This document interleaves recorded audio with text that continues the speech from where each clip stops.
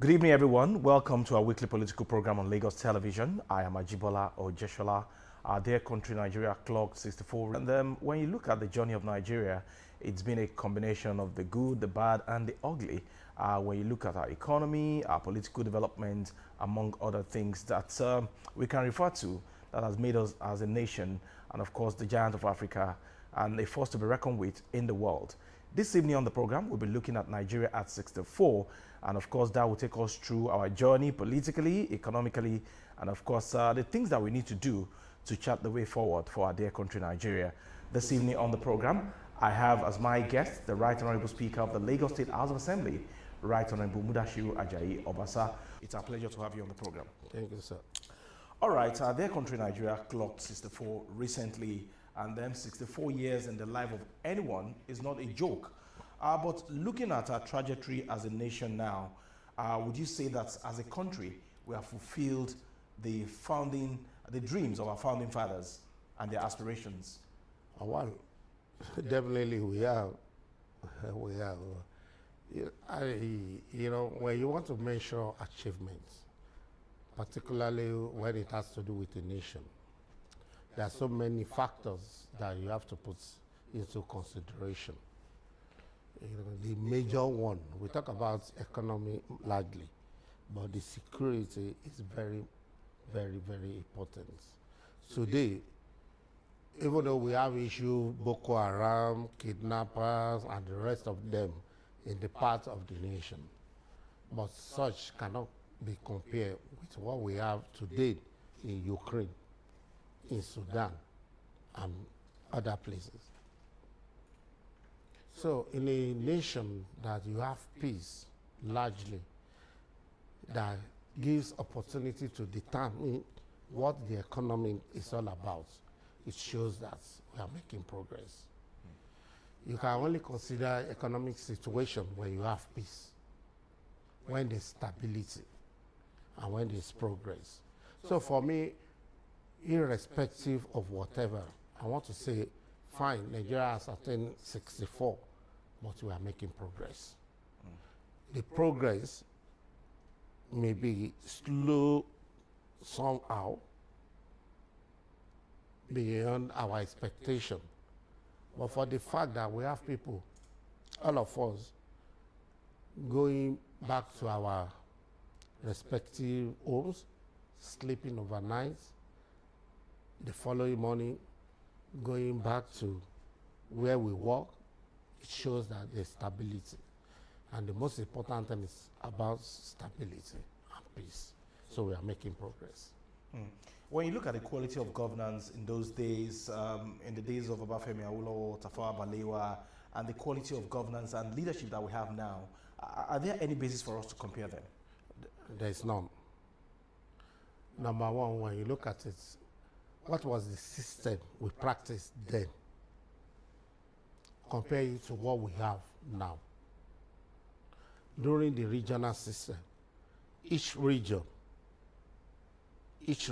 was independent of the center, only contributing to the center. Can we say or claim same now? It's not possible. Now we have to wait onto the center to disburse for the component units to exercise whatever or implement whatever program they have. So what we have now is far-fetched and different from what we used to during Awolowo, even though we were so young then, but we read and heard so many things. It was the region that was contributing to center. But what we have now, it is the center that is disbursing to the component units. So there's no room for comparison. So how does that connect with the fact that we are claiming, so-called to say, that we are practicing true federalism? Well, that has been said repeatedly. It has been analyzed that what we have now, it is a federalism clothed in unitary system. They say we are practicing federalism. Each state has no own on whatever resource they have in that state. You say we are practicing federalism, and you see how the center police controlling each unit of the center. So the say of the component unit is so limited. So we are practicing federalism just by words of the mouth, but not in true sense of federalism. But I want to say kudos to the National Assembly, the past nationals, the ninth National Assembly, because they've been able to amend the Constitution, giving, some powers to the states. We now talk about electricity, we talk about railways, we talk about so many things. So, which means we are getting there gradually. But we cannot come out boldly to say we are practicing federalism. Okay, from your narration so far, you kept referring to the Constitution of the Federal Republic of Nigeria as amended in 1999. But some people have faulted that Constitution, saying that it started with we. Meanwhile, the people never made any contribution to this particular Constitution. At this point in our history, at 64 years, don't you think we need a new Constitution, or we should restructure? For us in the Lagos State House of Assembly, before now, restructuring has always been our position. And by extension, the states, Lagos State, that's restructuring. And the restructuring, from our own consideration, is going to be in the interest of everybody. It's going to be in the interest of everybody. When you allow each state to manage whatever resource or resources under its geographical location, is to the benefits of that state, and by extension to the center. What we have under the center now is so huge, and from the practice in the years past, we have discovered that the center has been unable to manage such, and that is what informed the whatever we are facing now. Yeah, we have heard about NNPC and the huge inefficiency and others that follows. We have heard about foreign nationals coming to Nigeria, extracting our natural resources without solution, and many more. And that's also informed the issue of Boko Haram, because the security has been centered, and the states, the component units, are so weak that they cannot manage security within their various geographical locations. So all we are looking at is that if we are able to devolve more powers to the states, then we think there will be enormous change in the nation. And that's, in return, will affect whatever we want to talk about. Okay, where do you stand on the creation of state police? For me, in totality, we support state police. When I say we, including the members of Lagos State, we've been on this. And I want to tell you that every assembly, from 5th Assembly, 6th Assembly, 7th Assembly, 10th Assembly, we have made pronouncements, we have made resolutions that we want state police. And it is only state police that can guarantee our safety and prevention of crime in all the states. How can you bring somebody from Sokoto to come and mount security in Agege, in Ikorodu, Ekpe? It's not going to work. In civilized crime, when we want to talk, we talk about the West, we talk about the Europe, we talk about all of them. They have security system that is between the center, the state, and the local. So why are we running? And at the same time, we claim to be practicing the same system with America. But what we do here, in comparison to that of America, they are so different. There's a huge gap.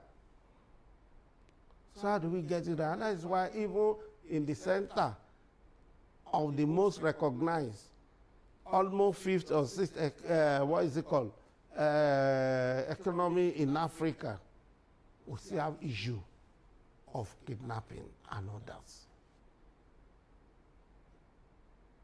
How many police officers do we have in each police station?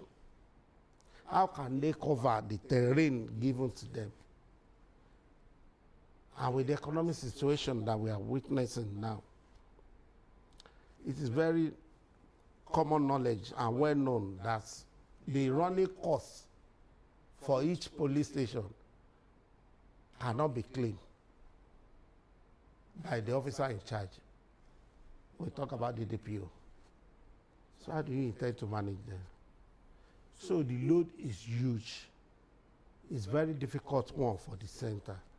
The only thing that can solve our problem is to sit together and look at what we have and provide solutions.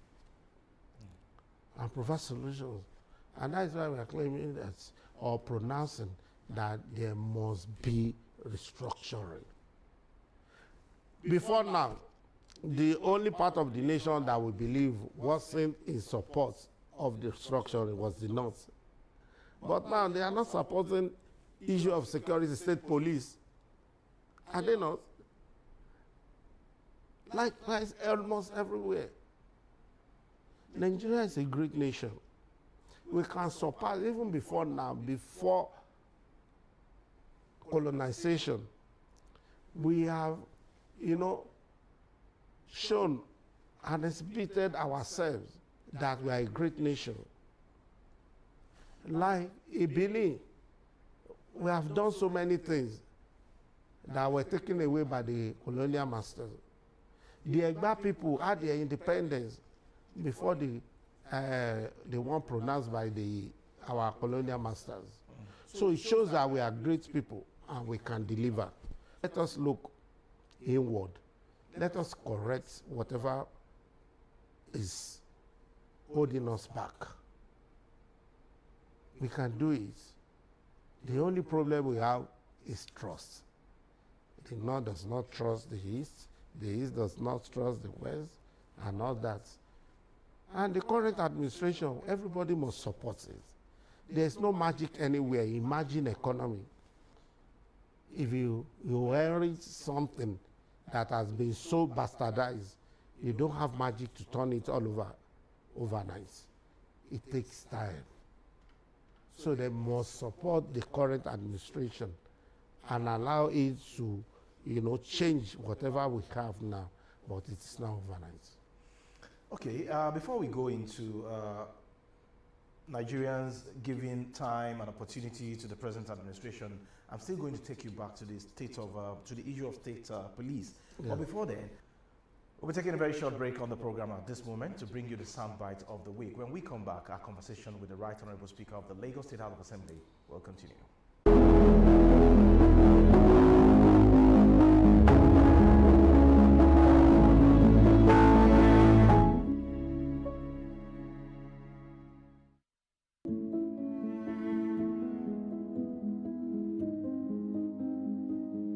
I am deeply aware of the struggles many of you face in these challenging times. Our administration knows that many of you struggle with rising costs and the search for meaningful employment. I want to assure you that your voices are heard. As your president, I assure you that we are committed to finding sustainable solutions to alleviate the suffering of our citizens. Once again, I plead for your patience as the reforms we are implementing show positive signs, and we are beginning to see the light at the end of the tunnel.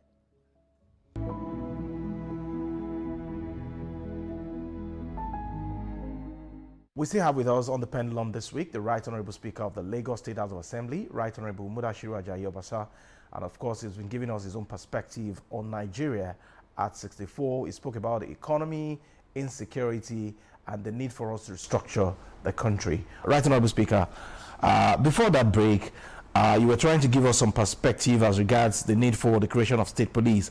But there are fears in certain quarters because of the mannerism and attitude of our governors that they are going to abuse it. They will hold people, especially their political opponents, they will hold them by the jugular if we have state police in 36 states of the Federation. How do you think we can manage it in such a way that the governors will not abuse this creation of state police? For me, that is just ordinary sentiments. If you are claiming that the governors will abuse state police, what about this, the federal police? Have we not witnessed a situation where such system has been abused? Do we want to claim ignorance of such? Even before now, we talked about something that has to do with the Western region in those days between Akintola, which police were introduced to the Western region. So it has not changed. It is all about the person in charge. It's not about the system. And that is why we have been agitating for promotion of democratic institutions devoid of an individual. A governor is an individual. The speaker is an individual. Executive is an institution. The legislature is an institution. The judiciary is an institution. So we must not look at a person in determining what will happen to our nation and our states. So if you start entertaining fear because somebody probably will abuse a system that will be beneficial to everybody, then you are getting it wrong. We should stop that. When Obasanjo was president in 1999, we had so many elections. Many sitting governors were challenged by the system, and the police were, let me say the police as a body was in support. We can recall the situation that happened in Anambra. Many Senate presidents were removed. So what are we saying? So how do we now start entertaining fear because we want to introduce state police because of fear that of what will happen? Whereas such happened at the center. Likewise, by extension, Lagos Island, Etiosa, Ikorodu. Okay, in our 64 years of history now, what do you think we could have done better as a nation? Reflecting now, you know, in different sectors of the economy. Yeah, thank you. Maybe probably we should not have changed from regional to what unitary that we have now. Maybe probably we shouldn't have allowed military people to make incursion into our system. Maybe we shouldn't have allowed what we have now. Probably the case will have been different. And we have reasons, or I have reasons of saying that Western region was far more developed than many European countries. The Eastern region was catching up with Western region. At the same time, the Northern region. So there was kind of economic explosion, positively. There was safety in terms of security. There was infrastructural development everywhere. So probably we shouldn't have allowed the military incursion. And we shouldn't have allowed, Agui Rosi, to change the constitution to what we have now. All right, that's part one of our interview on the pendulum with the Right Honorable Speaker of the Lagos State House of Assembly. We'll be taking a break now, but do remember that next week you can still join us again on the program for the part 2 session of this special interview with the Right Honorable Speaker of the Lagos State House of Assembly. Thank you for watching.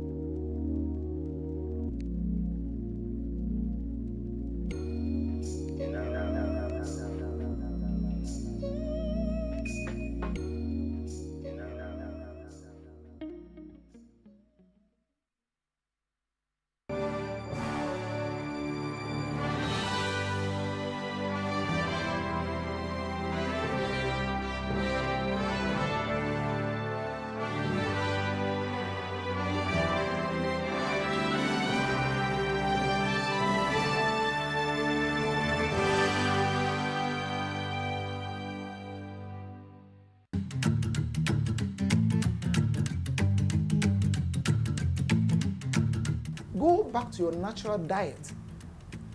All these multivitamins and blood tonic, they are all derived from one plant or fruit or vegetable. It's always good to read labels of packaged food and to check the sodium content that is present in whatever you're buying, just to be smart. Nutrition is important at every stage of life.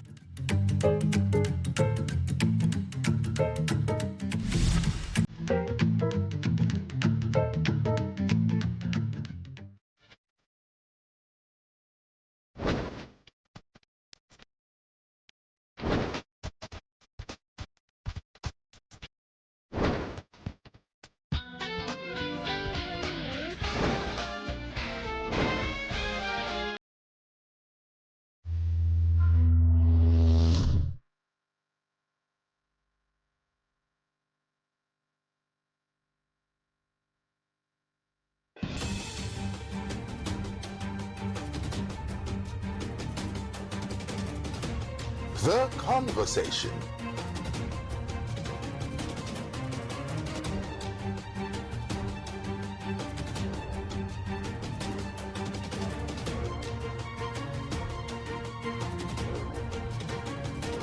Let the conversation continue. We must make headway as you've charted the course. The people deserve no less. We have started the conversation with them, and I want to tell you that it's ongoing effort, and we'll continue to have the conversation. Let the conversation continue.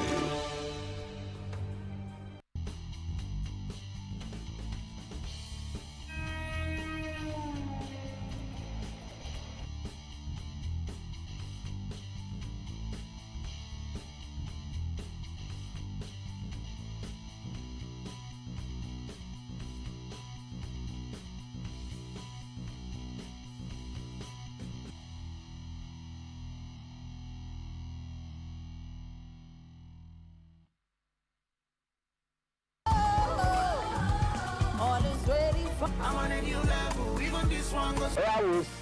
This is artist top 5. Number 1.